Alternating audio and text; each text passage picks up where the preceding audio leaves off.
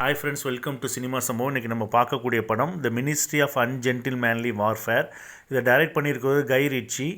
இதோட camera work வந்து எட் wild பண்ணியிருக்காங்க. எடிட்டிங் வந்து ஜேம்ஸ் ஹெர்பர்ட் பண்ணியிருக்கிறாரு. மியூசிக் வந்து கிறிஸ்டோஃபர் பென்ஸ்டன் பண்ணியிருக்கிறாரு. ஸோ இது வந்து ஒரு உண்மை சம்பவத்தை பேஸ்டான நாவல் சர்ச்சில் சீக்ரெட் வாரியர்ன்ற நாவலை தழுவி எடுத்திருக்கிறாங்க.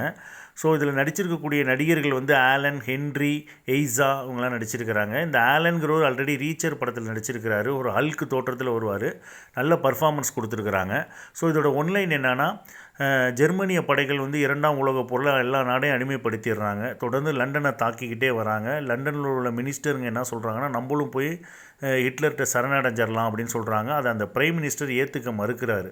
ஸோ இவர் வந்து என்ன பண்ணுறாரு, மினிஸ்டருங்களுக்கே தெரியாமல் ஒரு சீக்ரெட்டு மிஷனை நடத்துகிறாரு. அது வந்து ஆப்ரேஷன் போஸ்ட் மாஸ்டர் அப்படின்ற பேர் வைக்கிறாரு. அதுக்கு வந்து சப்போர்ட் பண்ணுறதுக்கு ஒரு 4 பேரை செலக்ட் பண்ணுறாரு. ஹீரோ, அவரோட ஒரு டீம் 3 பேர் இருக்கிறாங்க. அப்புறம் ஹீரோயின், அவங்களோட டீம் ஒருத்தர் இருக்கிறாங்க. இந்த ஹீரோயினோட வேலை என்னன்னா, அவங்க நாசிஸோட படையோட மிங்கிளாகி கலந்து அங்கேருந்து வந்து சீக்கிரட்டாக ஸ்பை வேலை பார்த்து இன்புட்ஸை கொடுக்குறது. இப்போது சண்டைக்கு அட்டாக்கு தேவையான இன்புட்ஸை கொடுப்பாங்க. ஹீரோ வந்து அவரோட டீமோடு சேர்ந்து ஆக்ஷன் சீக்வன்ஸை ஈடுபடுறாரு. இதுதான் கதை.